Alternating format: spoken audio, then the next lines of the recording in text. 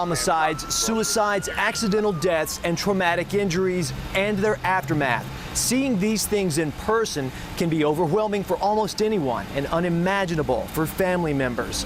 Behind the tape, inside the nightmare, that's where these guys go to work. Blood, vomit, things like that would be a minimum.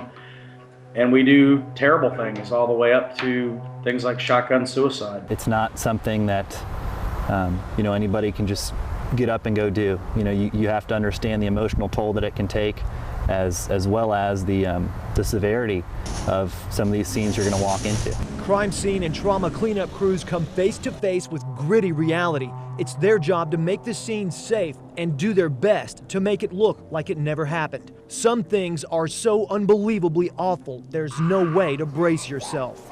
Oftentimes, yes. And that's why I say I view this job as a ministry. I'm taking that traumatic scene away from that family or that business owner. They are risking more than psychological damage. So we have to assume that every surface has some type of contagious material. Bloodborne pathogens is definitely our #1 safety concern. Things like tuberculosis, TB, and you may not feel the effects for years, but it's something that could be with you for the rest of your life.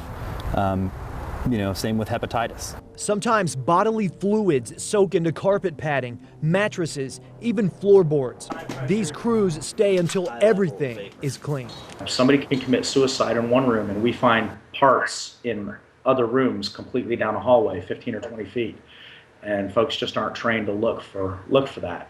Not to mention that a good majority of what we disinfect and clean isn't even visible to the human eye. You can't see it. You just have to know where it is. It may require a high-pressure vapor. It may require gutting a house. Scenes may take hours or days to clean up. They can't take their gear off for a second. We're going to put this suit on.